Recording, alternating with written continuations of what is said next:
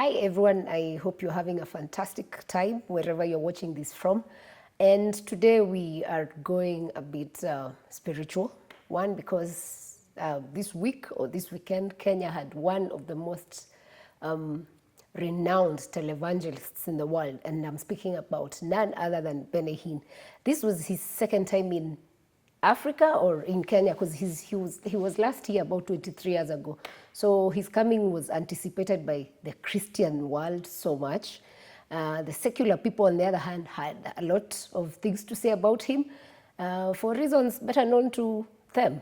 But first, we start with a very interesting tweet from one of our members, former member of parliament for Narok and now in Iala, the Honorable David Ole Sankok. He said, and I quote his tweet, "Many Kenyans wanted me to be healed by Benny Hinn, but I am a four-legged beast. I'm a Prado.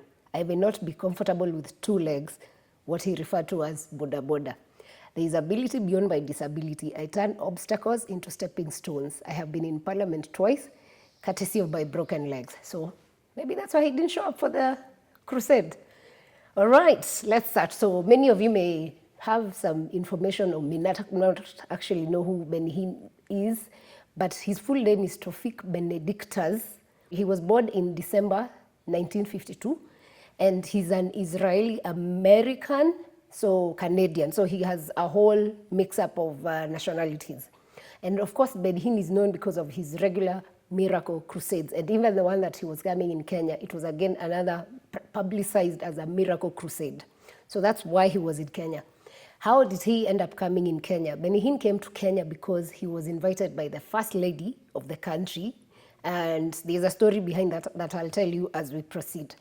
But before that, his international crusades and miracles have been broadcast across the world on different stages like TV, radio, across. He's an author, like he's done several books, and he's read a TV program that used to be called This Is Your Day. I'm not sure if it's still running, but that is what he's known for. So in March 2005, the Ministry Watch issued a donor alert against the ministry, citing a lack of financial transparency, among other possible problems. So the ministry of Benny Hinn has had so many questions over the years, with people questioning his miracles, the financing, and what he does with the money that he collects, because he's done crusades for over 30 years across the world.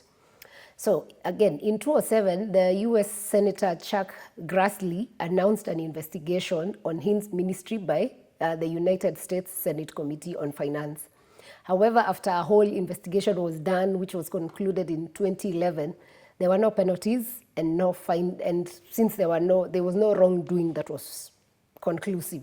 So that's how he ended up off the investigation part.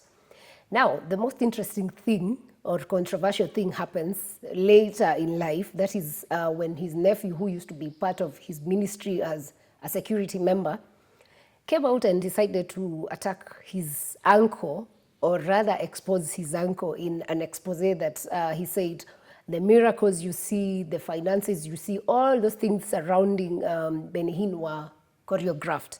In other words, this is what he said.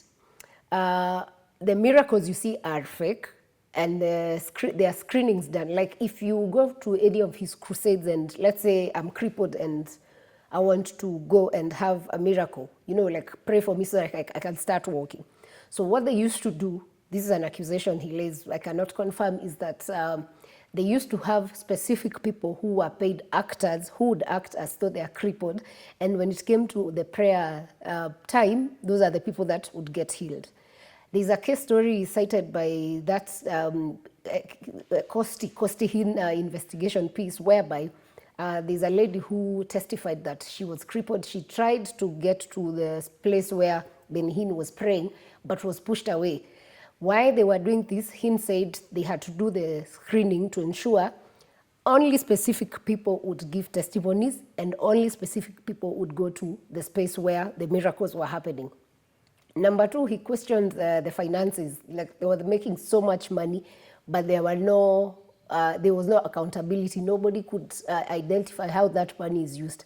Benny Hinn is accused of buying like posh homes in top of the world jets. Like he has everything. He's been told to, he's said to be living luxuriously all throughout these years, and all this is from the money that he collects from these crusades.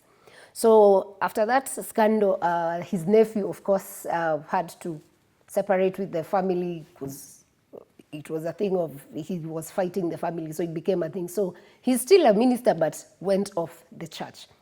So something else that's very interesting is that with all this story from the nephew, he actually did a book. I'm sure you can get it and read about the issues surrounding Benny Hinn's ministry. So yeah, that's basically it from that part. The other thing that he was accused of is that they say he was like the first person to bring the issue of prosperity theology into Africa.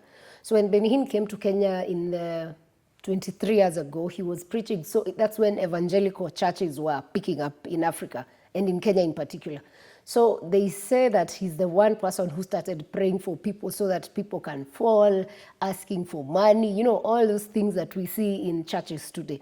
So he's said to be the person who started this whole fiasco of prosperity theology in Africa. So that's it. So again, Benny Hinn's, the Costi Hinn, who's the nephew, has a whole story around this, surrounding that prosperity and why it was important for them to preach that. Because at the end of the day, if you can sell hope, that's what everyone is looking for. And he's very well able to do that. So he's done that a lot. So now in September 2019, Benny Hinn no longer believed in prosperity theology and decided to stop preaching, to stop teaching that particular topic. So it's a very interesting turn of events, and we can't really tell why. So now he's coming to Kenya is again questionable, and one of the people who's questioned his crusade is a member of the cabinet of Kenya, one CS Moses Kuria, and this is what he had to say, and he posted it on Twitter, and I say, it is wrong to give an Israeli preacher an opportunity to give one-sided views on the Israel-Palestinian conflict on national TV, and it's such a quasi-state function. Kenya continues to call for a cessation of hostilities, even as we show solidarity with Israel over the October 7th terror attacks. Kenya supports the rights of Palestinian people for self-determination. Interesting that Benny Hinn was brought in by the government because she came through the invite of the First Lady. This is a cabinet secretary who serves in the government and somehow had things to say to get off his chest regarding that whole crusade. We don't know what happens next. We can only wait and see. So now, according to CS Kuria, Benny Hinn,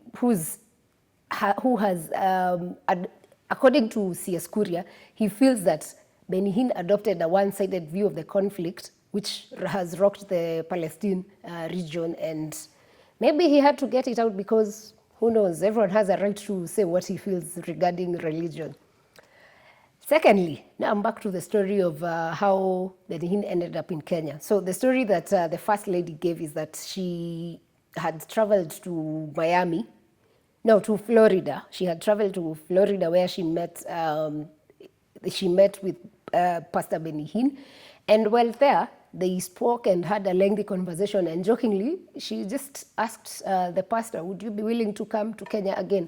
And Benny Hinn said, yes, I've stopped traveling a lot, especially like out of America, but I'll come to Kenya.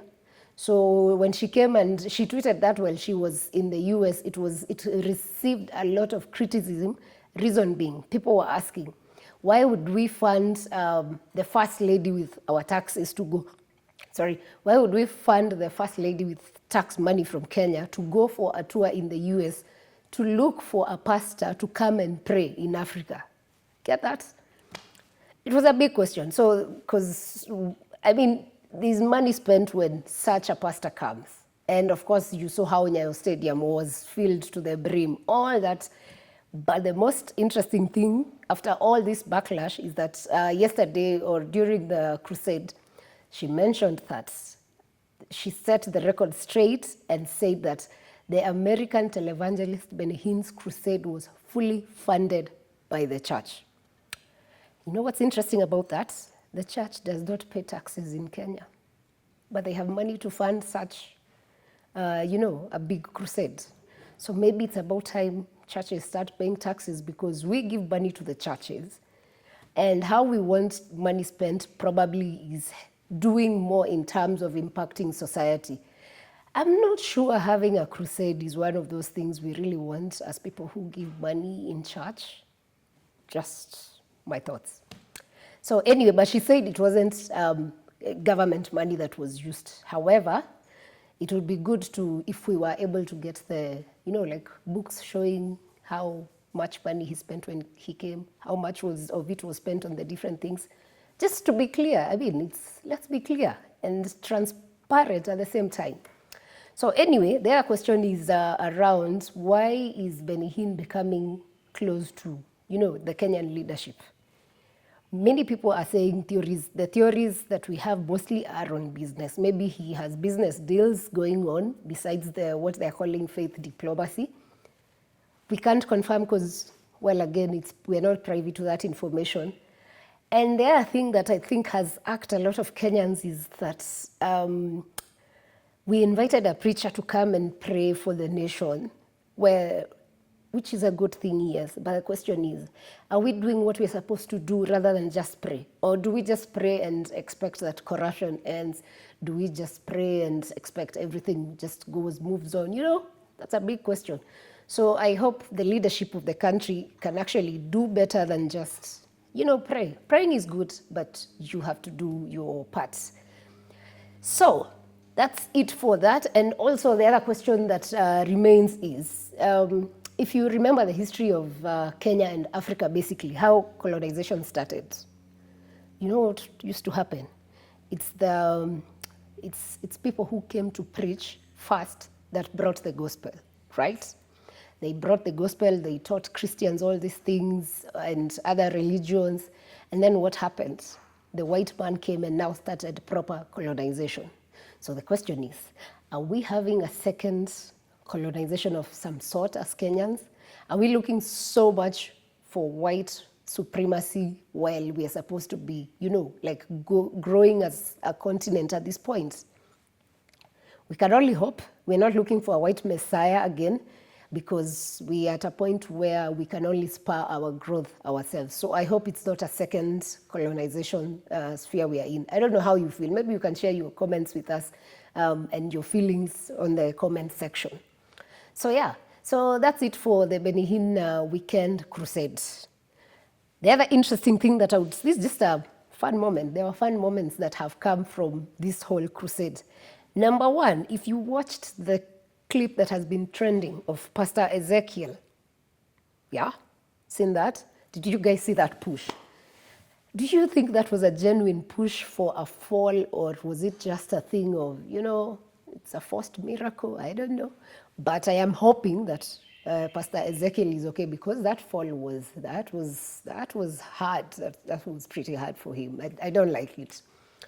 Number two, our very own Pastor Ganga, aka Commander, is not happy. And he's put a whole clip, I think, in his sermon yesterday in church. He's not happy. Reason being? Mimi nilikuwa nimewekwa kule, kamesa kalikuwa pale.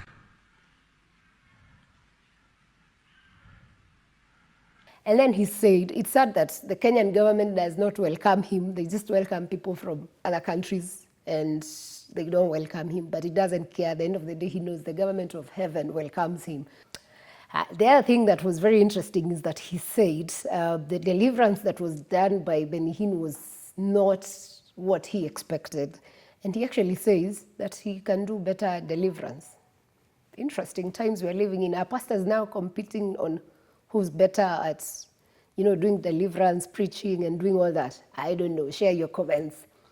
Finally, and another highlight from that crusade was when the first daughter, or rather the daughter of our president, was on stage, and Benny Hinn was praying for her.